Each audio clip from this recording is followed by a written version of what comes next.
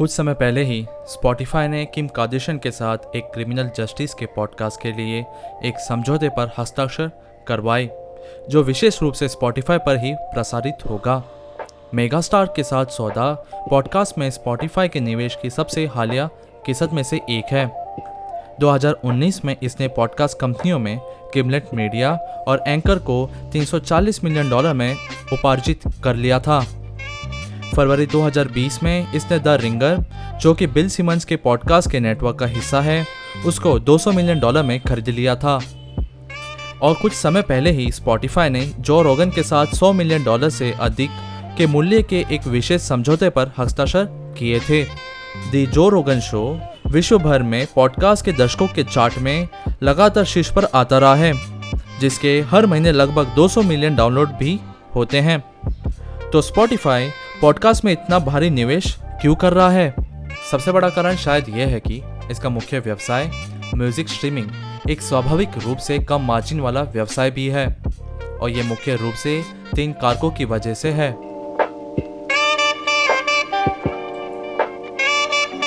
जब भी हम स्पॉटिफाई पर गाने सुनते हैं तो कंपनी को यूनिवर्स या वार्नर म्यूजिक ग्रुप जैसे म्यूजिक लेबल को भुगतान करना पड़ता है। इसका मतलब है कि औसतन स्पॉटिफाई अपने राजस्व का 70% रॉयल्टी पर खर्च कर देता है, और ये जब तक वह संगीत की स्ट्रीमिंग सेवा बंद नहीं कर देता, जो कि एक खतरनाक कदम साबित हो सकता है।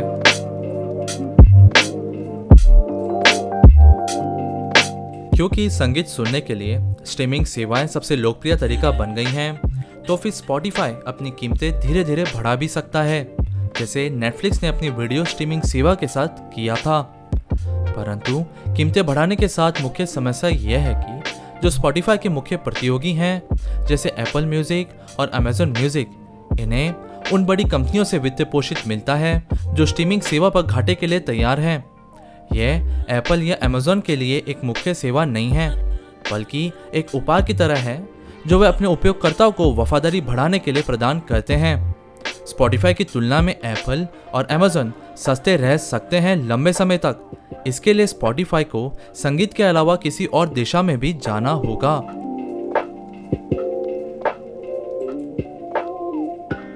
स्पॉटिफाई जैसी कंपनी के लिए यह प्रतिस्पर्धा बहुत खतरनाक है, क्योंकि इसके अधिकांश गाने अन्य प्लेटफॉर्मों पर भी सुन सकते हैं, और संगीत जैसा स्पॉटिफाई पे सुनाई देगा वैसे ही दूसरी सेवा पर भी सुनाई देगा।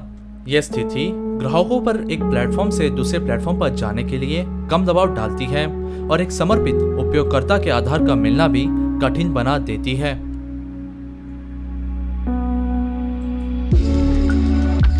पॉडकास्ट स्पॉटिफाई के लिए इतना महत्वपूर्ण है क्योंकि फिर आप शीर्ष रचनाकारों के साथ एक्सक्लूसिव डील्स पर हस्ताक्षर करा सकते हैं। गानों के अलावा जिसे आप हर जगह सुन सकते हैं, वहीं स्पॉटिफाई अपने जो रोगन और किम कार्दाशियन के सौदों के साथ और इसके गिमलेट और एंकर के अधिग्रहण के साथ सुनिश्चित कर रहा है कि सामग्री सिर्फ उसके प्लेटफॉर्म पर ही उपलब्ध हो। यदि आप उन लोगों में से एक हैं जो द जो रोगन एक्सपीरियंस या द रिंगर सुनते हैं, फिर आप पर अप्रत्यक्ष दबाव डाला जाएगा स्पॉटिफाई इस्तेमाल करने के लिए।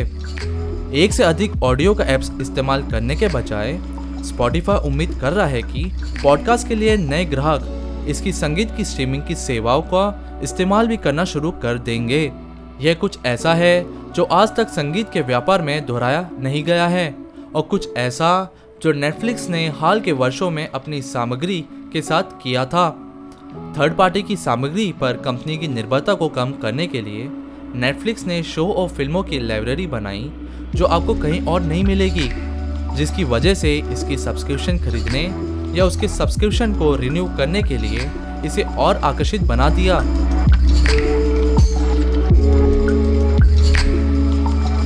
हालांकि इस निवेश पर स्पॉटिफाई की कमाई पर निर्णय लेना जल्दबाजी होगी, लेकिन लोगों का एक महत्वपूर्ण समूह इस बात से सहमत है कि यह कंपनी के लिए सही कदम होगा, और वो है शेयरधारक। जब किम कार्दाशियन और जो रोगन के सौदे की घोषणा की गई थी, तब कंपनी के शेयर की कीमत 10% से अधिक हो गई थी, और पिछले साल के अप्रैल से स्टॉक की कीमत 250% से अधिक हो गई है।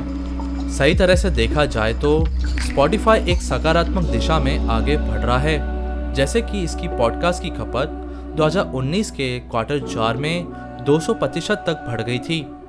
यह परिणाम बिना लॉकडाउन के मिला, जिसने तो आदतों को और भी बदल दिया है। संदेह है कि स्पॉटिफाई पॉडकास्ट पर ज़्यादा जोखिम उठा रहा है।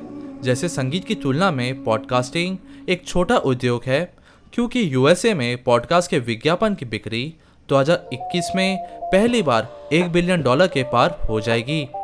पहले के संकेत निश्चित रूप से उत्साहजनक हैं, लेकिन स्पॉटिफाई को एप्पल को पीछे छोड़ने के लिए, जो कि 1 नंबर पायदान पर है पॉडकास्ट की दुनिया में, उसके लिए बहुत लंबा रास्ता पार करना होगा।